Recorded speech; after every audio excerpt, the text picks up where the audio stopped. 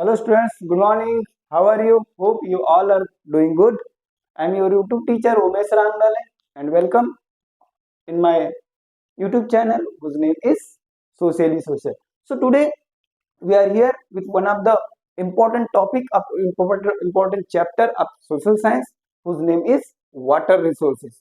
So whenever we are talking about the water, जब भी हम पानी की बात करते हैं, बड़ा ही जाना पहचाना सा एक वर्ड है, एक शब्द है, मगर ये जो वाटर है हमारे लिए बहुत ही जरूरी है। जनरली बोला ये जाता है कि we have three basic needs, हमारी तीन मूलभूत या प्राथमिक आवश्यकता है, which is food, water and shelter. मगर हम तो ये बोलेंगे कि हमारी बेसिक नीड्स तीन न होकर पांच है, और तीन तो हमें पता चल गया कौन कौन सा, food, clothes and shelter. Fourth हम देख लेंगे वाटर, जिसके बिना हम नहीं रह सकते। बेसिक नीड्स क्या है जिसके बिना हम नहीं रह सकते, वो बेसिक नीड्स है वाटर। और पांचवा ले लेंगे हम एयर। मगर क्यों कि वाटर और एयर हमें फ्रीली अवेलेबल हो जाते हैं कहाँ पर, एनवायरमेंट में, इसलिए कहीं ना कहीं जो चीज फ्री में मिलती है उतना इम्पोर्टेंस नहीं होता। मगर हम कंसीडर करते हैं कि वाटर भी हमारी क्या है, बेसिक नीड है। जब भी हम वाटर की बात करते हैं तो हमारे अर्थ के ऊपर, हमारे पृथ्वी के ऊपर वाटर की कोई कमी नहीं है, पानी की कोई कमी नहीं है, क्योंकि ऑलरेडी जो हमारा जो अर्थ का 3/4 पोर्शन है वो किससे कवर्ड है, वाटर से कवर्ड है। अब 3/4 पोर्शन एरिया वाटर से कवर्ड है, साथ साथ वाटर एक रिन्यूएबल रिसोर्स भी है, जिसको हम क्या कर सकते हैं, रिन्यू कर सकते हैं। कैसे रिन्यू कर सकते हैं, with the help of hydrological cycle. Hydrological cycle से, जिसको जल चक्र हम बोलते हैं, उससे उसको क्या कर सकते हैं, रिन्यू भी कर सकते हैं। हमारे अर्थ के ऊपर वाटर भी एम्पल अमाउंट में क्या है, अवेलेबल है, भरपूर मात्रा में अवेलेबल है। मोर देन 70% वाटर हमारे अर्थ के ऊपर है। Still most of the countries including India are facing acute water shortage problem. अब ये ऐसा क्यों होता है, ये ऐसा क्यों होता है, इंडिया में वाटर स्कार्सिटी या अलग अलग कंट्रीज में वाटर स्कार्सिटी की प्रॉब्लम क्रिएट क्यों हुई है, सिचुएशन क्रिएट क्यों हुई है, तो उसका एक एग्जांपल देख लेंगे। हमारे पास वाटर तो एम्पल अवेलेबल है, मगर ये जो वाटर है, ये हमें दो फॉर्म में मिलता है। पहला जो फॉर्म है वो हमें क्या फॉर्म में मिलता है, ओशियन और सी फॉर्म में मिलता है।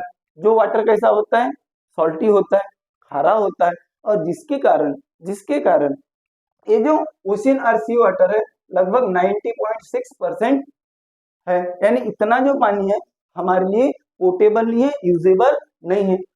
बच गई बात किसकी किसकी, रेस्ट ऑफ द वाटर की। तो ये जो फ्रेश वाटर की बात करते हैं, किसकी बात करते हैं, फ्रेश वाटर की बात करते हैं, तो हमारे अर्थ के ऊपर 2.5% क्या है, फ्रेश वाटर है।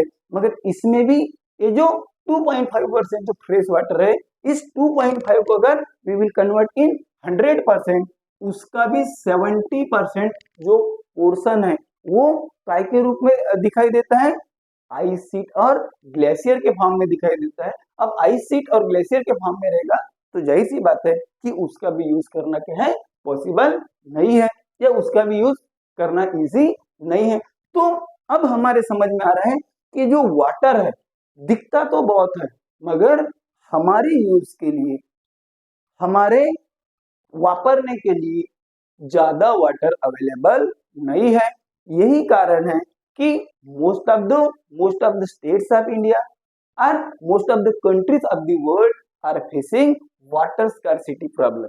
इसकी प्रॉब्लम, कौन से प्रॉब्लम को सॉल्व कर रहे हैं, वाटर स्कार्सिटी की प्रॉब्लम को सॉल्व कर रहे हैं। अब वाटर स्कार्सिटी मींस क्या, shortage of water. Water scarcity की हम डेफिनेशन क्या बोलेंगे, स्कार्सिटी ऑफ वाटर। अब scarcity of water and water scarcity की अगर हम बात करते हैं तो उसकी मीनिंग तो लिखना पड़ेगा, डेफिनेशन तो देना पड़ेगा। तो हम उसकी डेफिनेशन इस प्रकार से बना सकते हैं, acute shortage of water is known as water scarcity.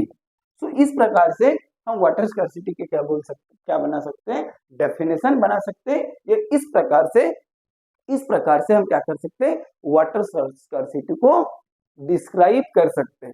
So water scarcity की हम जब भी बात करते हैं तो वाटर स्कैरसिटी की जब बात चलती है तो सबसे पहले हमारे सामने कोई एरिया आता होगा, कोई रीजन आता होगा, तो वो डेजर्ट वाला एरिया आता है। और हमारे इंडिया में जो थर्ड डेजर्ट है या राजस्थान वाला जो पोर्शन है वहां की बात आती है।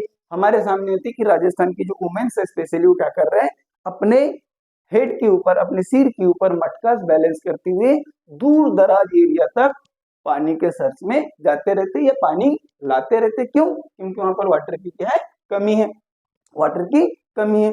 आपने ये भी देखे होंगे कि आपके if you are the students of CBSE board, एक छोटे बच्चे का पिक्चर दिया हुआ है जो क्या कर रहा है, पानी के बीच में है। और वो पिक्चर कहाँ का है, कोलकाता का, जहाँ पर रेनफॉल बहुत होता है, रेनफॉल बहुत होता है।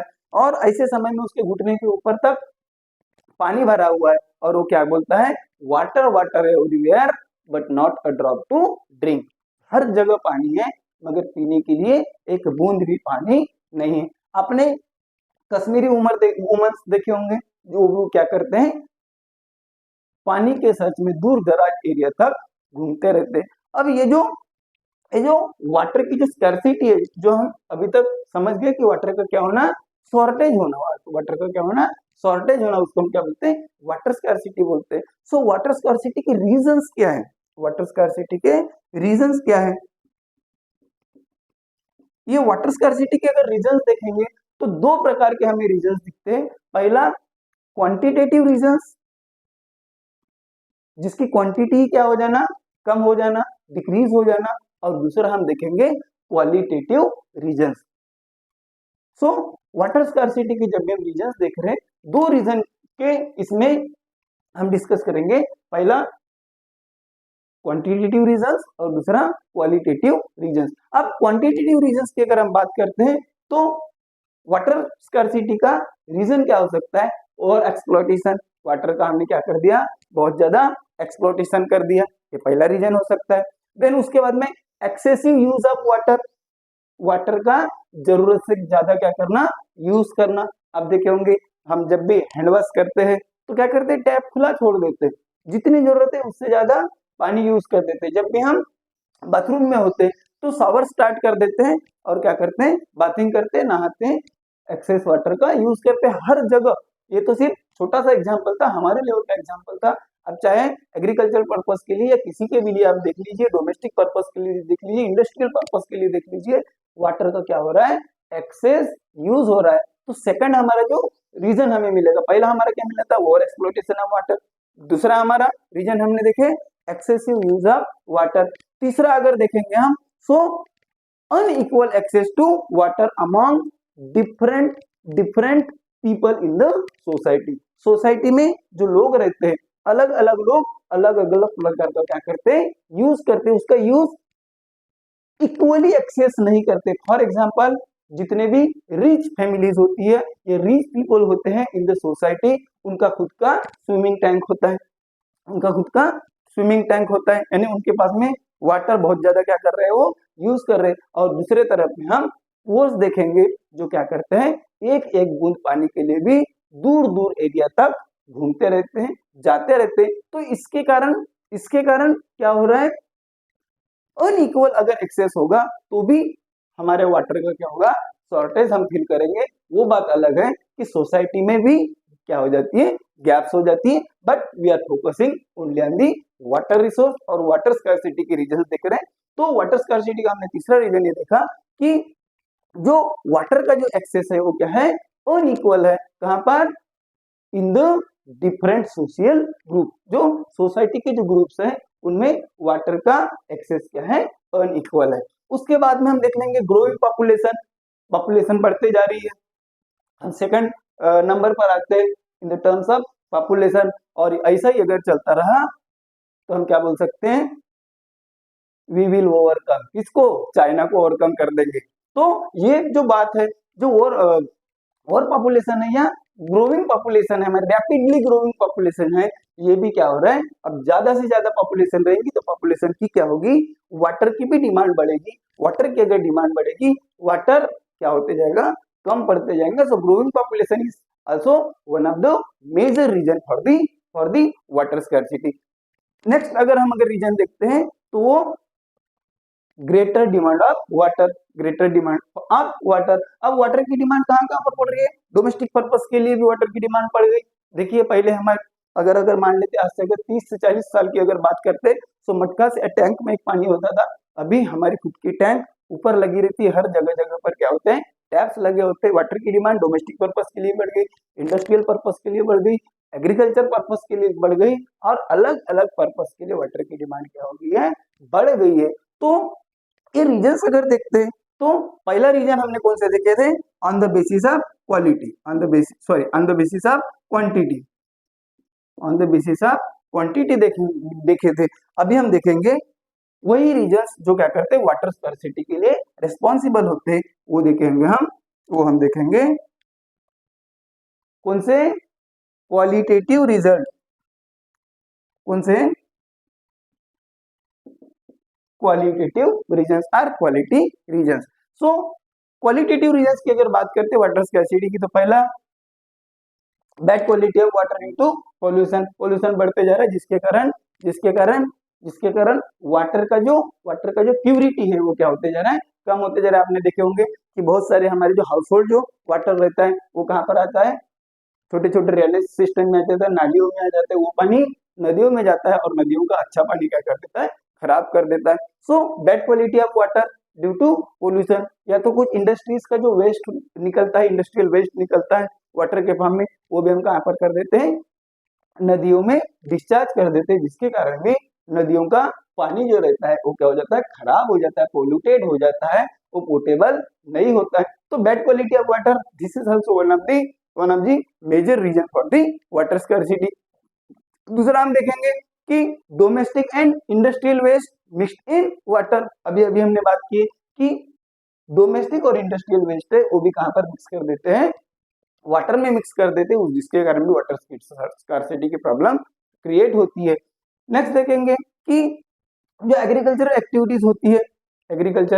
एक्टिविटीज होती है वहां पर केमिकल्स का यूज करते हैं, पेस्टिसाइड्स का यूज करते हैं, फर्टिलाइजर्स का यूज करते हैं, जिसके कारण वाटर क्या हो जाता है, खराब हो जाता है। वही वाटर अगर अच्छे पानी में मिक्स हो जाए तो क्या करता है, वाटर की कमी को बढ़ावा देता है। सो आपने देखे होंगे कि जो हाइड्रो इलेक्ट्रिक पावर स्टेशन है, जैसे जनरली हाइड्रो इलेक्ट्रिसिटी का यूज बढ़ गया है। 22% जो इलेक्ट्रिसिटी आती है वो हाइड्रो इलेक्ट्रिसिटी सप्लाई करती है।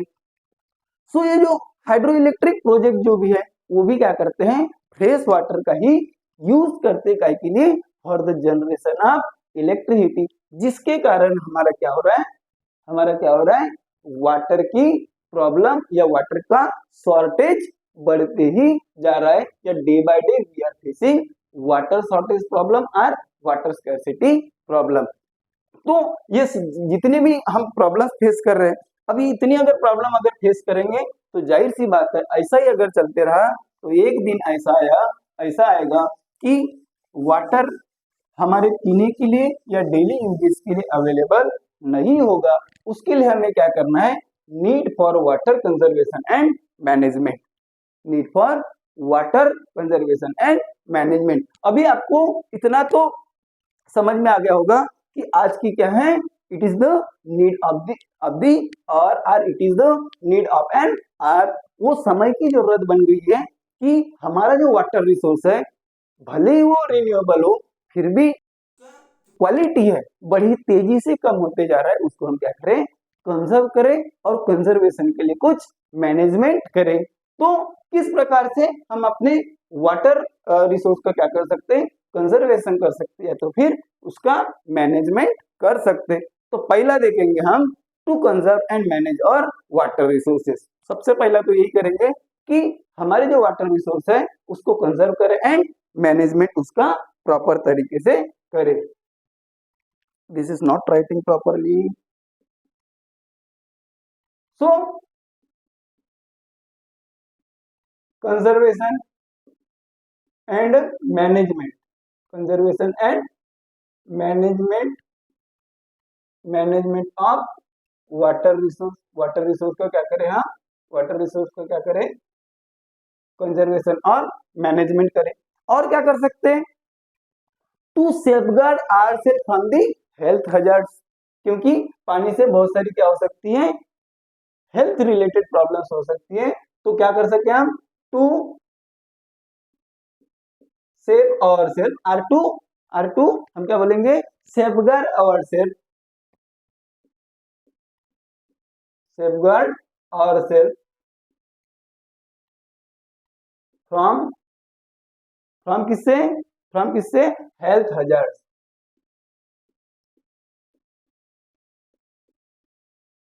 ये दूसरा हम क्या कर सकते हैं, उस पर उपाय कर सकते हैं, या तो फिर उसका कंजर्वेशन का एक क्या निकाल सकते हैं, उपाय निकाल सकते हैं। तीसरा और क्या कर सकते हैं, to ensure food security, food security को हम क्या कर सके, इंश्योर कर सके। और क्या कर सकते हैं, और क्या कर सकते हैं, और क्या कर सकते हैं, कंटिन्यूएशन ऑफ और लाइवहुड एंड प्रोडक्टिव एक्टिविटीज। कैसा, केयरफुली हमारी जितने भी लाइवहुड के लिए या प्रोडक्टिव एक्टिविटीज के लिए हम एक्टिविटीज कर रहे हैं, उनको बहुत ही सोच समझ कर करें। और क्या कर सकते हैं, टू प्रिवेंट डिग्रेडेशन ऑफ और नेचुरल इकोसिस्टम, हमारा जो नेचुरल इकोसिस्टम का क्या हो रहा है, डिग्रेडेशन हो रहा है, उसका भी हम क्या करें, उसका भी हम क्या करें, उसका भी हम क्या करें, क्या करें, प्रिवेंशन करें, उसको भी हम क्या करें, प्रोटेक्ट करें। सो ये जो जैसा हमने बात करी, टू कंजर्व एंड मैनेज और वाटर रिसोर्सेज, देन उसके बाद में to safeguard ourself from the health hazard, और साथ ही साथ में to ensure food security, continuation of our livelihood and productive activities properly, to prevent degradation of our natural ecosystem. ये मेजर्स अप्लाई करके हम क्या कर सकते हैं, क्या कर सकते हैं, क्या कर सकते हैं, हमारे वाटर रिसोर्स का कंजर्वेशन और प्रॉपर मैनेजमेंट कर सकते हैं। देन उसके बाद में हम बात करते हैं मल्टीपर्पज रिवर प्रोजेक्ट। इसकी बात करते हैं मल्टीपर्पज रिवर प्रोजेक्ट। तो जब भी मल्टीपर्पज ये वर्ड आता है, उसके वर्ड में उसका क्या है, मीनिंग है, यानी जिस प्रोजेक्ट का पर्पस क्या हो, मल्टी हो यानी एक से ज्यादा हो। अब एक से ज्यादा हो तो जनरली ये प्रोजेक्ट क्या है, जनरली जैसे डैम बना लिए, एक रिवर प्रोजेक्ट है, तो ये डैम का जो यूज है, सबसे पहला यूज उसका होता है to provide water for the agriculture sector, agriculture के लिए क्या करना, वाटर प्रोवाइड करना, या तो to provide irrigation facilities to the agriculture field. ये उसका क्या है, प्राइमरी ऑब्जेक्टिव है, उसका क्या है, प्राइमरी ऑब्जेक्टिव है। मगर इतने के ऊपर हम सिर्फ सीमित रहे क्या, नहीं, उससे हम क्या करते हैं, फ्लड कंट्रोल के लिए भी करते हैं। वही रिजर्वायर में जब भी वो डैम बनता है, वहां पर जो पानी जमा हो जाता है उसको रिजर्वायर बोलते हैं, जलाशय बोलते हैं। उसमें हम क्या करते हैं, वाटर नेविगेशन स्टार्ट कर देते हैं, और क्या करते हैं, हाइड्रो इलेक्ट्रिक प्लांट वहां पर स्टार्ट कर देते हैं। सो ये जो उसके जो यूज है, ये क्या हो गए, एक से ज्यादा हो गए। तो एक से ज्यादा यूज होने के कारण उनको क्या बोलते हैं, मल्टीपर्पज प्रोजेक्ट बोलते हैं। सो ये जो मल्टीपर्पज प्रोजेक्ट है, ये कोई नए जमाने की खोज नहीं है।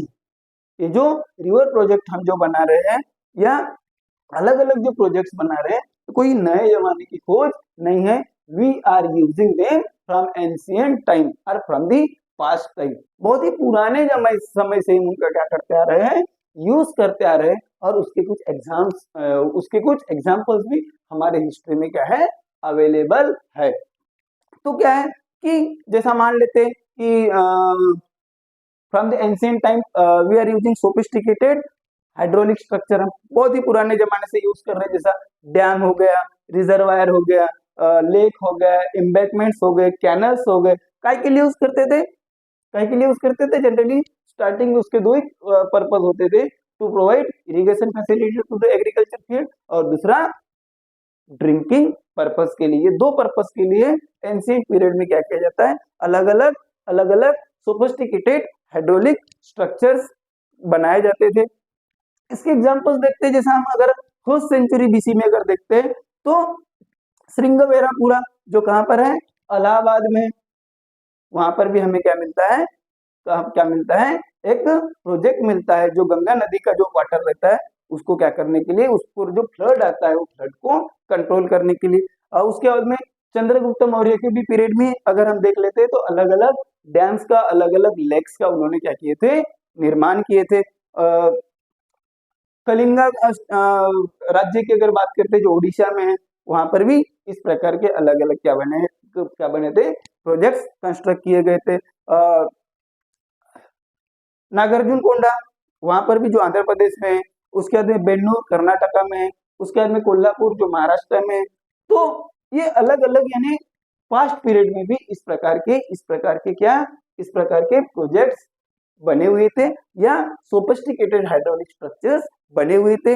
अगर 11th सेंचुरी की बात करते हैं तो भोपाल लेक है जो उस समय का सबसे बड़ा क्या माना जाता था, आर्टिफिशियल लेक माना जाता था। उसका कंस्ट्रक्शन हुआ 11th सेंचुरी में। 14th सेंचुरी की अगर बात करते हैं तो हज खास जो कहाँ पर है, दिल्ली में। किसने बनवाया था, अल्तमस ने बनवाया था। काय के लिए, जो श्री फोर्ट ये एरिया का जो श्री फोर्ट जो किला है या दिल्ली में है, उस पर वाटर सप्लाई करने के लिए उन्होंने क्या किया था, इस प्रकार का हाइड्रोलिक स्ट्रक्चर का निर्माण किया था। तो यहाँ पर आप ये देखेंगे कि नए जमाने में हम किसकी बात करते हैं, डैम्स की बात करते हैं या डैम की बात करते हैं। सो हम ये देखेंगे कि how do dams help us in conservation and managing water resource. क्या हमने क्या बोले, how do dams help us in conservation and managing water resource. तो ये किस प्रकार से हमें मदद करते हैं डैम। तो सबसे पहली मदद तो ये करते हैं कि डैम अगर बन गया है, अब डैम कैसा बनता है, बिल्कुल मान लेते हैं ये रिवर है, यहाँ पर अगर हम क्या करते हैं, कंस्ट्रक्ट करते हैं, तो ये जो वाटर का जो फ्लो है, ये फ्लो रुक जाता है और यहाँ पर पानी जमा होना स्टार्ट कर देता है। इस पानी को जमा हुए वो पानी को हम क्या बोलते हैं, रिजर्वायर बोलते हैं। क्या बोलते हैं, रिजर्वायर बोलते हैं। तो इस प्रकार से अगर डैम का हम कंस्ट्रक्शन करते हैं तो होता क्या है, ये किस प्रकार से हमें हेल्प करते हैं। सो सबसे पहले अगर डैम बन जाए तो ये जो वाटर है वो काय के लिए यूज होता है, इरिगेशन। किसको, टू द एग्रीकल्चरल लैंड, ये उसके लिए हेल्प करता है। दूसरा, ये अगर डैम बन गया तो इलेक्ट्रिसिटी जनरेट होती है, हाइड्रो इलेक्ट्रिसिटी जनरेशन के लिए उसका मदद होता है। देन उसके बाद में ये जो इलेक्ट्रिसिटी जनरेट होती है ये जाती कहाँ है, so this electricity supply for the domestic and industrial uses. ये जो हाइड्रो इलेक्ट्रिसिटी तैयार होती है वो डोमेस्टिक और इंडस्ट्रियल पर्पस के लिए यूज की जाती है। साथ ही साथ में सपोज बहुत ज्यादा अगर क्या हो जाए, बारिश आ जाए, तो जो एक्सेस वाटर रहता है जिसको फ्लड बोलते हैं, तो इस फ्लड को कंट्रोल करने के लिए भी क्या करते हैं, डैम हमारी मदद करते हैं। रिक्रिएशन के लिए उसका यूज होता है, साथ ही साथ में इनलैंड नेविगेशन के लिए उसका यूज होता है, साथ ही साथ में फिश ब्रीडिंग के लिए भी उसका यूज होता है। सो ये जो यूज है हमने देखा काय के लिए, एग्रीकल्चर के लिए होता है, इलेक्ट्रिसिटी जनरेशन के लिए होता है, वो जो इलेक्ट्रिसिटी डोमेस्टिक और इंडस्ट्रियल पर्पस के लिए भी यूज की जाती है। फ्लड कंट्रोल होता है, रिक्रिएशन होता है, इनलैंड नेविगेशन होता है, फिश ब्रीडिंग होती है। दैट्स व्हाई उसके जो पर्पस क्या है, एक से ज्यादा है, इसलिए इन डैम्स को क्या बोलते हैं, मल्टीपर्पस डैम बोलते हैं या मल्टीपर्पस प्रोजेक्ट भी बोला जाता है।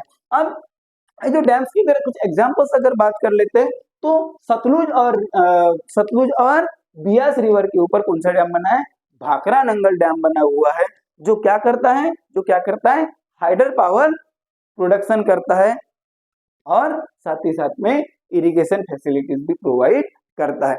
दूसरा अगर एग्जांपल देखते हैं तो महानदी के ऊपर हीराकुद डैम बना हुआ है, जो क्या करता है, इसका मेन पर्पस क्या था या मेन ऑब्जेक्टिव क्या था, कंजर्वेशन ऑफ वाटर, और दूसरा मेन पर्पस था to control of flood control करना, ये उसका उद्देश्य था। तो ये जो डैम रहते हैं, इस डैम का भी हम जनरली क्या कर सकते हैं, क्लासिफिकेशन कर सकते हैं। क्या कर सकते हैं, क्लासिफिकेशन कर सकते हैं। क्लासिफिकेशन, तो किस प्रकार से डैम का क्लासिफिकेशन कर सकते हैं, तो जनरली डैम का जो क्लासिफिकेशन होता है वो ऑन द बेसिस ऑफ या तो स्ट्रक्चर, या तो फिर कौन सा मटेरियल वहां पर क्या हुआ है, यूज हुआ है। स्ट्रक्चर आर मटेरियल यूज्ड, और दूसरा हो सकता है उसका पर्पस या तो हाइट, उसका पर्पस या तो फिर हाइट के बेसिस पर डैम्स का हम क्या कर सकते हैं, क्लासिफिकेशन कर सकते हैं। सो स्ट्रक्चर या मटेरियल यूज में क्या होता है, सपोज अगर मान लेते हैं उसके कंस्ट्रक्शन में किसका यूज होता है, सिर्फ टिम्बर का यूज होता है, लकड़ी का यूज होता है, तो it is called timber use, it is called timber dam. उसको हम क्या बोलेंगे, टिम्बर डैम बोलेंगे। दूसरा इम्बैंकमेंट डैम, दूसरा क्या बोलेंगे, इम्बैंकमेंट डैम, इम्बैंकमेंट डैम। और तीसरा मैसनरी डैम, मैसनरी डैम। इस प्रकार से उसके मटेरियल, जिस प्रकार से मटेरियल यूज होता है उस पर तीन प्रकार से उसका क्या करते हैं, डिवाइडेशन करते हैं, क्लासिफिकेशन करते हैं।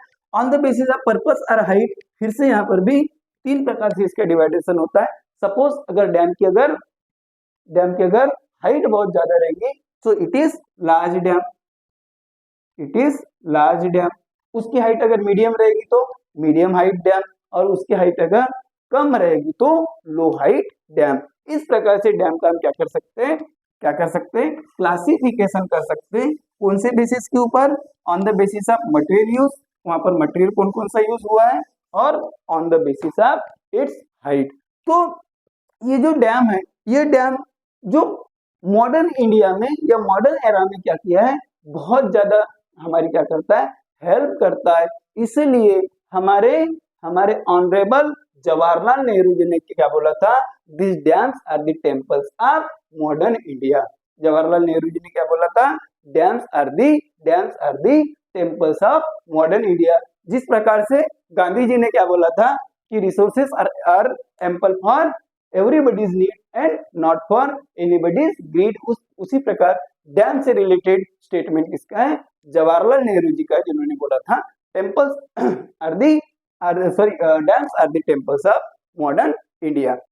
देन उसके बाद में हम ये देखेंगे कि ये जो डैम है, ये डैम यूजफुल तो बहुत है, मगर उतना ही डैम के ऊपर क्या हुआ है, अपोज हुआ है। डैम को क्या किया गया है, अपोज किया गया है, उसकी स्क्रूटिनी भी हुई है, उस पर ऑब्जेक्शन भी लिया गया है।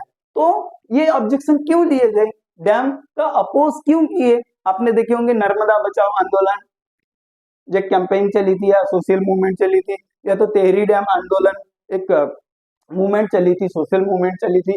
तो ऐसा क्यों हुआ है, तो उसका कारण यह है कि जब भी डैम का कंस्ट्रक्शन होता है तो नेचुरल जो फ्लो होता है किसका, वाटर का, वो क्या हो जाता है, अफेक्ट हो जाता है। अभी अभी हमने एक डायग्राम बनाया था कि डैम अगर बनेगा तो रिवर का जो वाटर का जो नेचुरल फ्लो रहता है वो क्या हो जाता है, अफेक्ट हो जाता है। ये पहला रीजन है। और यहाँ पर अगर अफेक्ट अगर हो जाएगा तो क्या हो जाएगा, अगर ये रिवर फ्लो अगर रुक जाएगा तो क्या होगा, पुअर और एक्सेसिव क्या हो जाता है, सेडिमेंटेशन होता है। पूरा जो सेडिमेंट है, जो रिवर क्या करता है, पानी अपने साथ में लेकर आता है, वो वहीं पर क्या हो जाएगा, जमा हो जाएगा।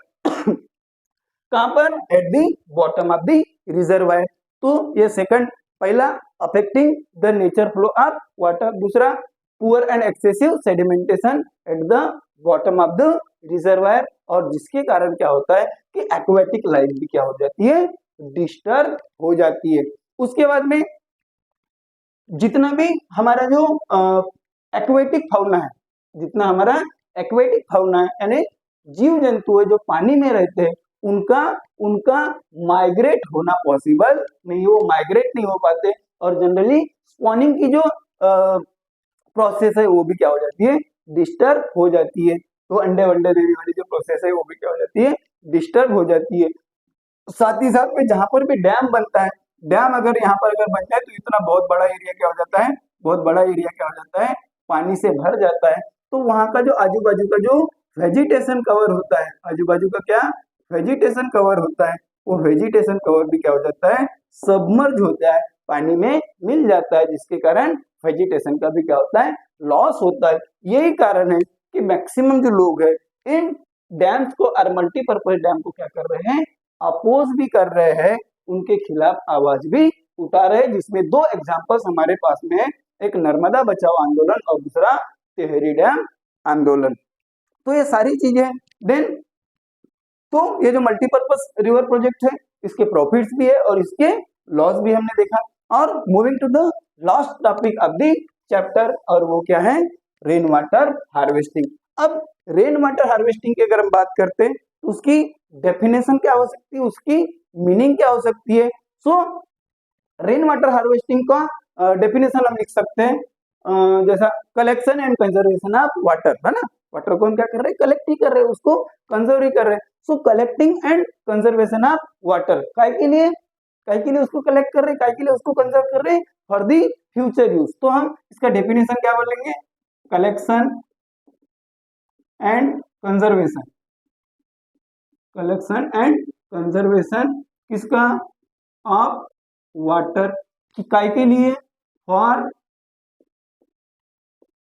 Future use, for future use, is called या is known as, is called क्या है, क्या बोलेंगे हम, rain water harvesting, is called rain water harvesting.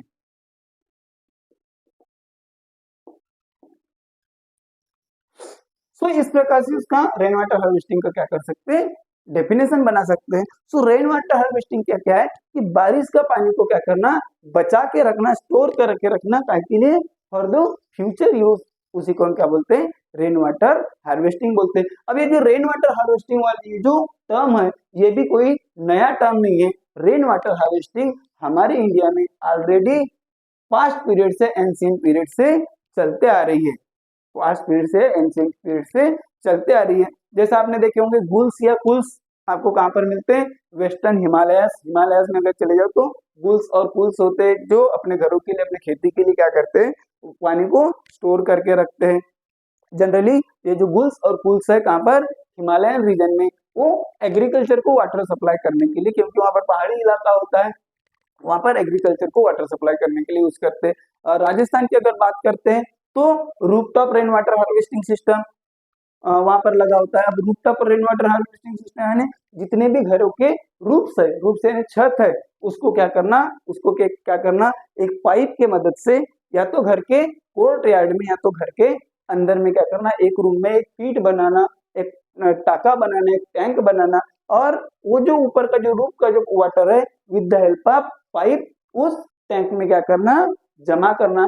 तो क्या होता है कि जब भी फर्स्ट शावर आता है, पहला पानी आता है, तो ये रूफ का जो पहला जो वाटर रहता है उसको वहां पर टैंक में नहीं जाने देते, क्योंकि उस समय में धूल मिट्टी ये वो रूफ हमारा भरा होता है। सो फर्स्ट शावर को का जो वाटर रहता है उसको बाहर फेंक देते हैं, और बाद में सबसिक्वेंट जो शावर्स आते हैं, ये जो नेक्स्ट जो शावर्स आते हैं वो पूरे के पूरे कहाँ पर लेकर आते हैं, उस टैंक में लेकर आते हैं। इसके दो फायदे होते हैं, क्योंकि बरसात में तो पानी, थोड़ी दिन की बरसात रहती है, बरसात में तो पानी की उनकी क्या जरूरत को पूरी हो जाती है, मगर आफ्टर दी क्या बोलेंगे हम, rainy season, after the rainfall, वो जो स्टोर वाटर रहता है वो उसको स्टोर कर रखते हैं और डेली उसमें लाते हैं। दूसरी बात, मैक्सिमम जो टैंक बनी होती है वो घर के रूम के अंदर होती है। अब वहां पर पानी जमा होता है तो टेम्परेचर भी, घर का टेम्परेचर भी क्या होता है, मेंटेन होता है। उसके बाद में बंगाल की अगर बात करेंगे तो बंगाल में मैक्सिमम टाइम क्या आते हैं, फ्लड्स आते हैं। तो ऐसे समय में क्या होता है, फ्लड प्लेन्स तैयार किए जाते हैं, यानी कैनल्स के रूप में वहां पर क्या किए जाते हैं, एक क्या बोलेंगे हम उसको, इनअंडेशन कैनल्स बोलते हैं। अब इनअंडेशन कैनल्स यानी क्या, the canals which are constructed from the bank of canal और bank of river, the canals which are constructed from the upper side of the river, उसको हम क्या बोलते हैं, इनअंडेशन कैनल। क्योंकि जब भी फ्लड आता है तो जो एक्सेस वाटर है वो कहां पर चले जाए, with the help of canal कहां पर चले जाए, एग्रीकल्चर फील्ड में चले जाए। तो इनअंडेशन कैनल्स का भी यूज किया जाता है। उसके बाद में जैसलमेर की अगर बात करें तो खादीस, जोहार, राजस्थान जैसलमेर की बात करें तो ये होता है। उसके बाद में और आपने एग्जाम्पल देखा होगा कि जो हमारे इंडिया का जो शिलोंग है, शिलोंग क्या करता है, दुनिया का सबसे ज्यादा रेनफॉल वहां पर होता है शिलोंग में। मगर शिलोंग भी क्या करता है, वाटर स्कैरसिटी के प्रॉब्लम को फेस करता है, इसलिए वहां पर भी लगभग लगभग हर हाउस होल्ड के यहाँ पर क्या है, अपना उनका खुद का rooftop rain water harvesting system लगा हुआ है। और अगर एक बात कर लेते हैं तो सबसे आगे है तमिलनाडु। तमिलनाडु स्टेट में क्या किया है कि, और ये पहला स्टेट है कि उन्होंने क्या किया है कि जब भी आप क्या करते हैं, नया घर का कंस्ट्रक्शन करते हैं, so rooftop rain water harvesting structure का उन्होंने क्या कर दिया है, कंपलसरी कर दिया। तब तक गवर्नमेंट उनके बिल्डिंग को परमिट ही नहीं करती, जिसके कारण